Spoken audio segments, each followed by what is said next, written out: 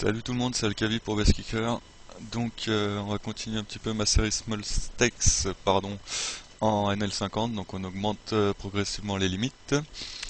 Donc voilà, on va voir, j'ai choisi 4 tables complètement au hasard, j'ai essayé de prendre des tables où il n'y avait pas trop de short stack, voire pas du tout. Le temps que je règle la vidéo, j'ai quasiment doublé sur la table en bas à droite contre le joueur qui est parti là avec paire d'as contre paire droit all-in préflop, donc absolument rien à dire. Donc voilà.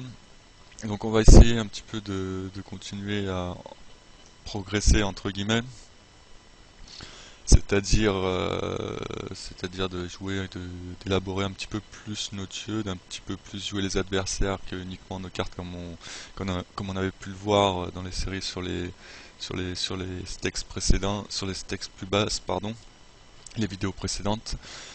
Donc là, je pense qu'en L50, on va commencer à croiser pas mal de joueurs réguliers, de moins en moins de fiches évidemment. Donc il va falloir s'adapter et puis jouer un petit peu moins standard, même si on va pas faire de folie non plus, mais on va essayer un petit peu plus de jouer les joueurs en face. Donc la première chose qu'on va essayer de faire, c'est d'un petit peu déterminer le genre de joueur qu'on a en face de nous.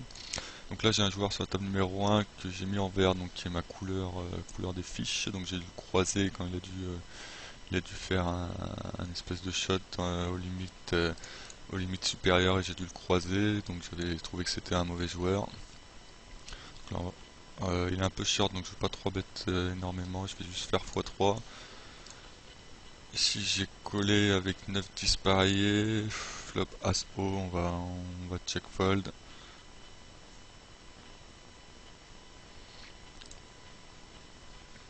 La source board, je vais bet pour value évidemment contre les rois majoritairement.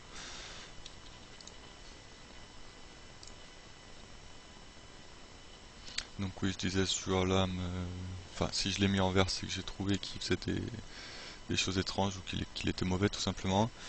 Ici, paire de valet contre un joueur qu'évidemment je ne connais pas. J'ai bien envie de payer simplement au bouton. Il n'y a absolument aucune dynamique pré-flop, je sais pas trop comment est la dynamique à ses limites. 3 bêtes est bien sûr pas une erreur du tout, mais ce qu'il y a c'est que je suis pas sûr de vraiment, si je me fais 4 bêtes, d'être contre une range que je domine ou pas. Donc je préfère payer pour l'instant. Après quand il y aura un petit peu plus de dynamique, ce sera différent. Flop as